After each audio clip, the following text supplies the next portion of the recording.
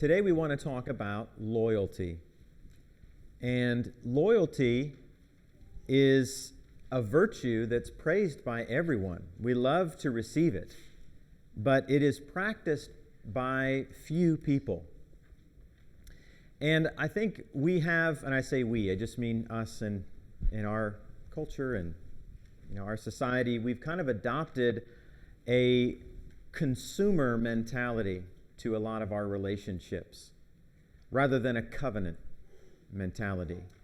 And you know what I mean by that, right? You're going to, if you're looking for a car, you're going to probably shop around and get the best deal that's going to benefit you, right? You would do that if you were wise. And that's a consumer mentality, right? But increasingly, we're applying that consumer mentality into our relationships. And so our friendships become like this. Our jobs, even our church membership can be like this. And perhaps even our marriage can be like this. Treated as like an arrangement that's only going to last as long as it's convenient for me. And if the cost outweighs the benefit, well, then I'm going to take my business elsewhere.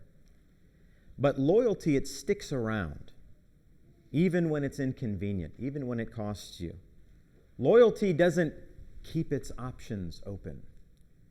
It swears to its own hurt and does not change. The Hebrew word we're talking about is one of those where you kind of have to clear your throat to say it correctly.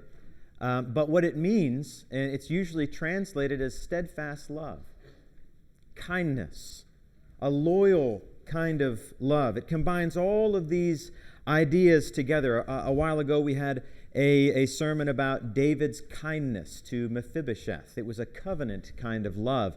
We're going to be talking about the same thing today. This is an attribute of God. God is said to abound in steadfast love. In Psalm 136, the refrain of that is his steadfast love endures forever. It's like every other line. It says that. And this is a kind of quality that he wants to see in our hearts.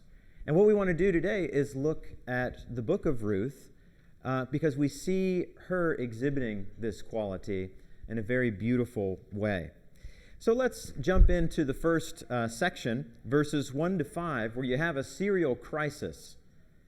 Look at verse 1 to 5 with me. In the days when the judges ruled, there was a famine in the land.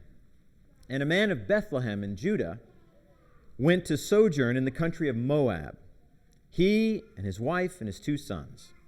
The name of the man was Elimelech, and the name of his wife Naomi. And the names of his 2 sons were Mahlon and Chilion. They were Ephrathites from Bethlehem in Judah. They went into the country of Moab and remained there.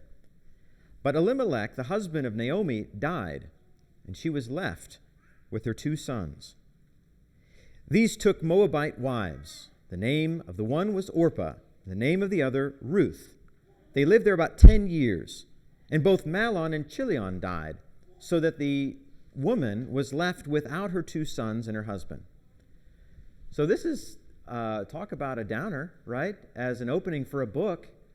I mean, this poor woman's life just falls apart. We're barely introduced to the cast of characters before all these disasters just pile up one on top of the other. You've got famine, you've got migration, you've got 3 deaths, all within 5 verses.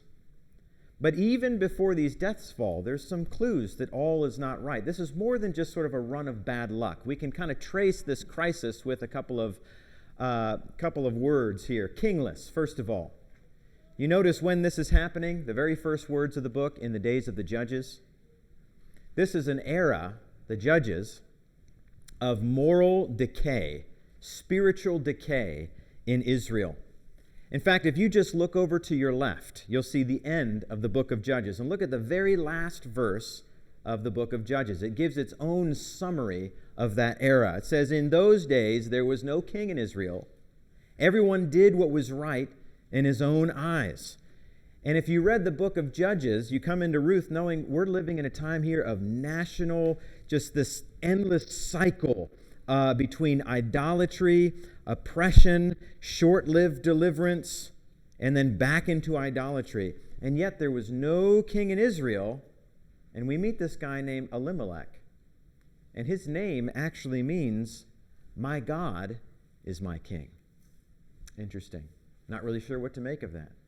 But we're kingless in Israel at this point. It's also fruitless. This family is from Bethlehem, which is ironic because Bethlehem means bread house, house of bread. And there's nothing to eat there.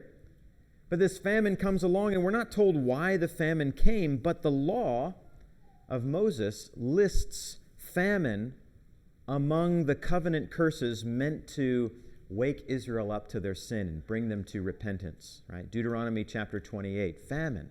God would bring famine on the land when they went to worship idols or whatever.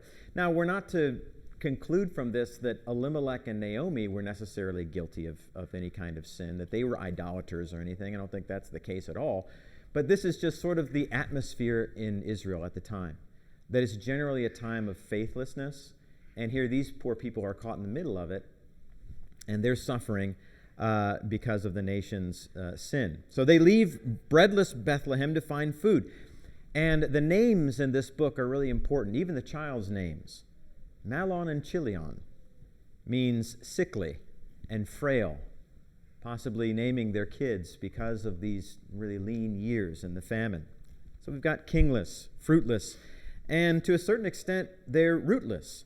They travel about 50 miles east. If you could imagine on a map, you can picture the Dead Sea there. They went around probably the Dead Sea in the north into Moab across the river, and this is pagan territory. These people are not Israelites. And Elimelech, he never meant to stay there. You see that word in verse 1, sojourn. It has a temporary kind of denotation, doesn't it? But he ends up remaining there in verse 2. And sadly, he never gets back home. He dies there in verse 3. And after his death, his sons marry Moabite wives, and they stay, verse 4, another 10 years. There's a little bit of a sequence there. Sojourning, remaining, and then 10 years on, they still find themselves far from Judah. It's a hard situation to be in, possibly made even more hard because of some recklessness. The sons marry Moabite wives. Now, there's no law in the law of Moses against marrying Moabites. Deuteronomy chapter 7 says that they were not permitted to marry Canaanites, and it gives a list of 7 Canaanite people. And the Moabites weren't Canaanites, but you got to ask the question, if you were an Israelite, why would you marry a Moabite? The Moabites worshipped other gods. They worshipped Chemosh. And Israel had a long history of hostility with Moab. You might remember the disaster at a place called Baal Peor, where Israelites married Moabites, and this led to idolatry, which led to a plague and several thousand deaths in Numbers chapter 25. And then you have both sons dying in addition to the husband, and it's a helpless situation. Naomi is left without. She's left without her 2 sons. She's left without her husband. In the ancient world, we understand, to be a childless widow, that would be difficult. There's no safety net there. There's no inheritance. You don't have a provider. There's no security. And she believes that her family line is just going to go extinct. It's a scary text because 5 verses is all it takes for this life to fall apart. And you and I are not far from that either, are we? So we've got a nation without a king, we have a land without bread, a family without a home, a choice without any kind of caution, and a widow without support. She's standing in Moab. She's got 3 graves. She's got 2 widowed daughters-in-law. This is the crisis, and it sets up the tough decision that we see in verses 6 to 14. The chapter's first real hopeful note comes in verse 6, almost in passing. Naomi hears that the famine has ended. God has been good. He's brought food and rain back into the land. Verse 6, then she arose with her daughters-in-law to return from the country of Moab, for she had heard in the fields of Moab that the Lord had visited his people. He'd been kind to them. He'd given them food. Verse 7, so she set out to the place where she was with her 2 daughters-in-law, and they went on the way to return to the land of Judah. So the next kind of verses here, it's all happening sort of on the road. So she heads home, but on the road here she stops and she tries to turn her daughters-in-law back from following her. And she makes 2 pleas. The first is a humble prayer. Look at verses 8, 9, and 10. But Naomi said to her daughters-in-law, "Go, return each of you to her mother's house. May the Lord deal kindly with you, as you have dealt with the dead and with me. The Lord grant that you may find rest, each of you, in the house of her husband." Then she kissed them, and they lifted up their voices, and they wept, and they said to her, "No, we will return with you to your people." So here's Naomi. She's entirely concerned about their welfare. Do you see that in this text? She's not concerned about her own so much as these poor young girls. They have a life ahead of them. And she blesses them, and she asks her God, Yahweh, Lord, in all capital letters, to return this kindness, that's our word, loyalty, steadfast love, that they had showed her and her sons and her husband. And she prays that this same God would give them rest. And this word rest is not idle relaxation, but it's this idea of settled security. That's what she wants for these girls, this kind of provision and standing in society that would come from having a marriage. These are generous, selfless words from Naomi. She's got nothing left, no husband, no land, no income, no sons, and yet her instinct is to ask God to give these other women what she herself had lost, rest. So what she's not doing here is testing their loyalty to see whether they would stay with her or not, right? She's genuinely trying to release these young women to a better life than she can offer herself. And they really must have loved her because they refuse to go. They're crying. So she tries again, and this time she gets brutally practical. In verses 11 to 13, "But Naomi said, 'Turn back, my daughters.' And she asked the rhetorical question, 'Why will you go with me?' She gives a bunch of reasons why they shouldn't go with her. 'Have I yet sons in my womb that they may become your husbands? Turn back, my daughters, go your way. For I am too old to have a husband. If I should say I have hope, even if I should have a husband this night and should bear sons, would you therefore wait till they were grown? Would you therefore refrain from marrying? No, my daughters, for it is exceedingly bitter to me for your sake that the hand of the Lord has gone out against me.'" She says, "Why would you go home with me? Think about it. Be practical here. I've got nothing left to give you. There's no reason for you to stay with me." And she sees God's hand, not only in blessing his people and giving and relenting with the famine, but she sees God's hand in her suffering. It's the hand of the Lord. It's gone out against me. And this is what troubles her. What troubles her is that these women are going to get dragged into hardship by staying with her, by sticking with her. She doesn't want that. She wants to spare them of that. The whole speech, from blessing to plea, has one aim: to spare these young women of a life of hardship. They're young enough. They can go back home and get married and have a fulfilling life. And then there's more crying. But in verse 14, you have two different responses. "And they lifted up their voices and wept again, and Orpah kissed her mother-in-law, but Ruth clung to her." Orpah leaves. Ruth clings. Now, I don't think that the text necessarily condemns Orpah here. I mean, giving everything that Naomi just said, leaving is the reasonable thing to do, and her tears show how hard it was for her to go. She's not like relishing, this, finally, I was hoping that she would say it before I do, This is genuinely difficult for Orpah to go back home, but still, her name proves prophetic. The name Orpah comes from a noun that means back of the neck, and it's related to the verb to turn your back so that you can see the back of your neck. And this is what she does. She turns around, she leaves, right? She goes back home. And can we really blame her? She does what most people would do. But Ruth is not most people. This is why the book is called Ruth and not Orpah, because she's extraordinary.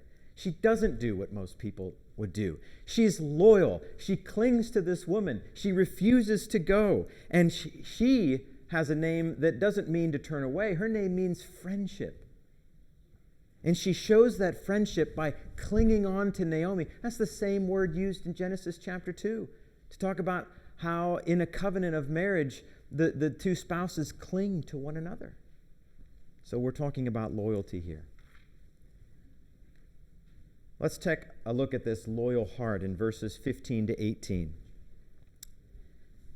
Verse 15, she said, "See, your sister-in-law has gone back to her people and to her gods. Return after your sister-in-law." But Ruth said, "Do not urge me to leave you or to return from following you. For where you go, I will go, and where you lodge, I will lodge. Your people shall be my people, and your God my God. Where you die, I will die, and there will I be buried. May the Lord do so to me, and more also, if anything but death parts me from you." And when Naomi saw that she was determined to go with her, she said no more. So Naomi, again, verse 15, she tries again. She tries to dissuade her. Go back. Look at Orpah. Be like her. Go back home. She offers the same thing she gave to Orpah, but Ruth flat out refuses. Do not urge me to leave you. This is not a suggestion here. She's putting her foot down. Returning to Moab would mean abandoning Naomi to face living in Judah alone as a widow, and that's too much for Ruth to bear. She does not want her to go through that. Isn't this a beautiful story of kindness going both ways? You see, Naomi wants to be kind by putting Ruth first, by releasing her from having to take care of her, and Ruth puts Naomi first by refusing to do so. It's kindness, it's loyalty, is what we're seeing with Ruth. Well, what does this loyalty sound like? Well, you can hear it in this almost poetic cadence of her commitments, and she's surrendering these things and exchanging them for something else. Her security, first of all, where you go, I will go. Where you lodge, I will lodge. She's surrendering her home and her daily activity, her movements.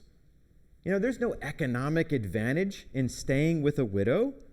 Widowhood was synonymous with poverty. To stick with Naomi meant that Ruth is going to live the rest of her life with dirt under her fingernails. She's going to be working nonstop to support this woman. That's what she's committing to, a life of hard labor and continual service. So she's surrendering her security and also her identity. Your people shall be my people. Your God shall be my God. There's no social advantage for Ruth to leave, right? Everyone she knows, all of her friends, all of her family, they're back in Moab. And when she goes to Bethlehem, she's going to be an outsider. She's not an Israelite. And think of it, too, in a religious sense. Is there any apparent religious advantage that Ruth can see by making Naomi's God her own God? I mean, what has Ruth seen of this God so far? Well, she's seen him devastate his people's land. And Naomi herself says that the hand of this Lord is against me. And yet she commits to Israel. And she commits to Israel's God anyway. Her words here are not a change of address. Her words are some kind of confession of faith. She must have known something about this God, or else she wouldn't have made this kind of commitment. And then finally here, legacy. Where you die, I will die, and there I will be buried. Who was older, Naomi or Ruth? Would have been Naomi, right? And if nature took its course, then Naomi would probably pass away before Ruth. So what is she saying here? She's saying, Naomi, I'm surrendering my future. Even if you precede me in death, I'm going to bury you, and I'm not going to go back to Moab. I'm going to stay in Israel. That's where I'm going to be. I'm not going back to Moab. I'm going to be buried there. That is a permanent commitment. And then she seals it with a maledictory oath. May the Lord do so to me, and more also, if anything but death parts me from you. Now, back in the previous verse here, at the end of verse 16, she uses the sort of generic term for God, Elohim. But here she swears in the name of the covenant God of Israel, the name that Naomi has been using. the God who revealed himself to Moses at the burning bush, who cared for his people Israel over the years, Yahweh. And for that oath to carry any kind of weight whatsoever, Ruth must have had real faith in him. She forsook her gods, verse 15. She would not go back to Moab and her gods like Orpah did. She took Yahweh as her God in verse 16, and here she swears by his covenant name in verse 17. Verse 18, Naomi, she responds with silence. I mean, what more can you say? You can't argue with this woman. Ruth is determined, and so they go back home together. And so we pick it up in verse 19. The whole crowd is stirring, so the two of them went on until they came to Bethlehem. And when they came to Bethlehem, the whole town was stirred because of them. And the women said, "Is this Naomi?" And she said to them, "Do not call me Naomi." Naomi means pleasant, by the way. Call me Mara. Marred. She'd been marred by God. Bitterness is the idea there. For the Almighty has dealt very bitterly with me. I went away full, and the Lord has brought me back empty. Why call me Naomi when the Lord has testified against me and the Almighty has brought calamity upon me? She went away full, and the Lord has brought me back empty. I think that there's some truth in what she's saying here, but I think she's got this one wrong. Is she really empty? If she just stuck out her elbow, she'd be nudging Ruth, who stuck by her side the whole time. And sometimes in our grief, we forget our blessings. We forget the people who are still by our side. That's another lesson about loyalty. It may go unnoticed at first, but it sticks around anyway. Well, the chapter ends with a note of hope. They came to Bethlehem at the beginning of the barley harvest, verse 22. So that's what loyalty sounds like, but the rest of the book shows us what loyalty looks like. And here we're just going to kind of give an overview of the book. First of all, there's a rigor to loyalty. Ruth's first move in chapter 2, in verse 2, when she gets to Bethlehem, is to get to work. She doesn't expect food to fall in her lap. She realizes she's got a job to do. She's made this commitment. She's going to make good on it. And she goes out to this field to glean. And gleaning was sort of in the law, this provision for the poor people to gather leftover grain at the field's edges. And this is back-breaking, low-status work. This is sweat. This is toil. And I want to impress upon you that this is what loyalty looks like. It is not glamorous. It is repetitive. It is mostly unseen. And it's work. And a lot of times you don't get thanked for it.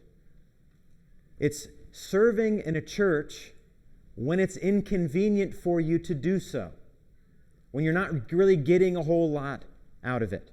Continuing to serve. It's staying faithful in a difficult marriage when the temptation is to just check out emotionally, or perhaps even to leave. It says, no, I'm going to keep serving.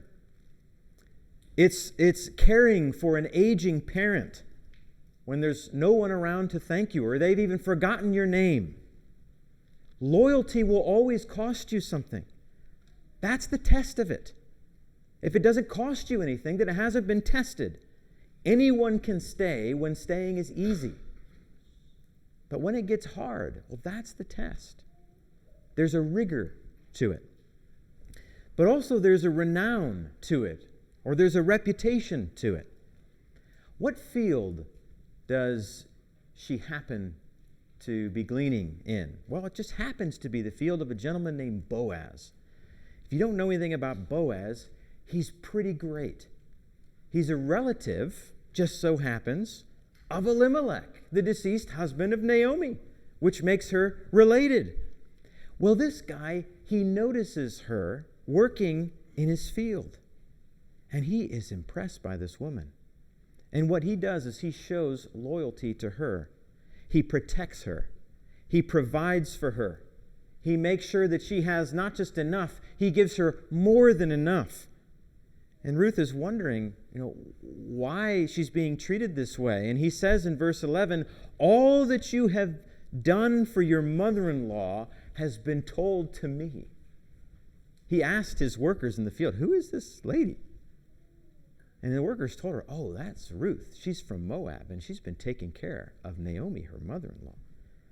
And then he prays in verse 12 that Yahweh, the Lord, would repay her for the kindness that she showed Naomi. Ruth didn't work to be seen. She's not waiting for someone to sing her praises. She's working because she loves Naomi. That's what she's working. She's loyal. But here's the thing about faithfulness. Faithfulness rarely stays hidden.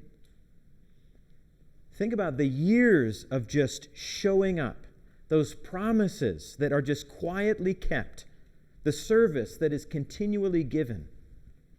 Now, most people will never notice, but godly people, they will notice.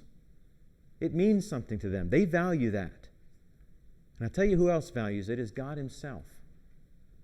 The Hebrew writer is writing to the Hebrew Christians. He wants to remind them of this fact. They'd been serving faithfully in the past, and he says, God is not unjust. He will not overlook your work and the love you have shown for his name in serving the saints. And that leads to the reward of loyalty. You see, the rest of the book goes like this. Boaz, because he is related to Naomi through marriage, becomes their kinsman redeemer. It's a special Hebrew word for this, and it just means that it's the relative that is, closest in line, who's responsible for rescuing the family who lost everything. And what Boaz does, even though he's much older than Ruth, is he takes her under the shadow of his wings and he marries her.